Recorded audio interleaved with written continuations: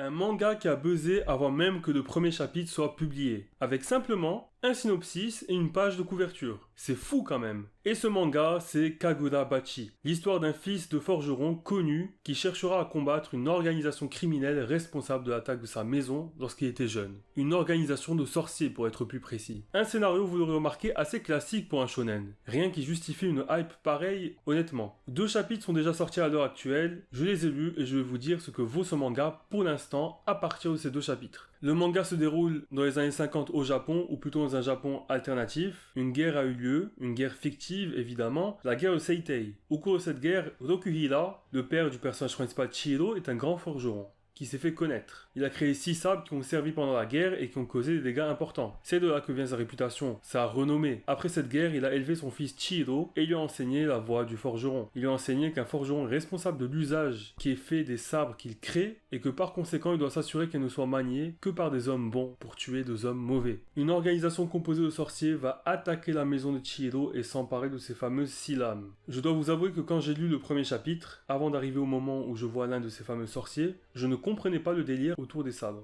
Oui, le forgeron a fait de super lames, et ok, il est connu, il a fait de super sabres, mais de là à ce que ces sabres fassent de grands dégâts, sans qu'on sache par qui ils étaient maniés, aux dernières nouvelles c'est surtout le manieur qui fait l'épée. Plus le fait qu'ils aient été rendus au forgeron après la guerre, j'ai trouvé ça très bizarre et déroutant. Mais en fait tout s'explique. Ces sabres sont magiques, ils ont été forgés en renfermant un pouvoir magique en eux, ce qui fait grandement penser à Kimetsu no Yaiba dans la manifestation des attaques. Même si pour rappel, dans Demon Slayer, il n'y a pas vraiment de pouvoir, ce ne sont que des images. Le héros de l'histoire hérite du 7e sabre et va à la recherche des 6 sabres volés, car comme lui a enseigné son père, ils ne doivent pas être mis entre de mauvaises mains. Et ces armes doivent servir à tuer de mauvaises personnes, car un sabre sert forcément à tuer, c'est une réalité qu'on ne peut nier. Bon, l'univers est sympathique, j'aime le fait que ce soit dans notre monde, à une époque un peu ancienne mais pas trop, et avec des pouvoirs, mais pas tout le monde en a. En fait, ce qui est cool, c'est que les sorciers sont connus, mais rares. Et tu sens que ceux qui voient de la magie sont plutôt en mode « Ah, c'est donc ça la sorcellerie » que vraiment choqués. C'est différent du truc classique où certaines personnes ont des pouvoirs mais en secret, les gens témoins n'en croient pas leurs yeux. Où ils ont des pouvoirs mais tout le monde est au courant et trouve ça normal comme dans Marvel par exemple avec les Avengers. Enfin, bien sûr, s'ils voient un homme en feu, ils seront choqués, mais vous comprenez. Ils savent qu'il y a des pouvoirs, c'est courant chez eux. Là, l'organisation que poursuit Chihiro sont visiblement les seuls à maîtriser la magie, ou en tout cas, ils font partie des rares à la maîtriser, puisque c'est décrit comme leur caractéristique principale. Certainement qu'il y en a bien plus, mais peut-être que dans la ville où habite Chihiro, il n'y a pas beaucoup de sorciers. Un peu comme dans One Piece avec East Blue, où les utilisateurs de fruits du démon sont extrêmement rares au début, au point que certains relèguent carrément ça au rang de légende. Cette ville est contrôlée par des Yakuza, l'organisation Kuru, ou plutôt Koro. Et ça aussi j'ai bien aimé, le fait que l'organisation qui contrôle la ville ne soit pas la vraie organisation, mais qu'en fait les sorciers tirent les ficelles, et surtout qu'on l'apprend dès le premier chapitre quoi. Ce n'est pas une révélation, on ne nous a pas fait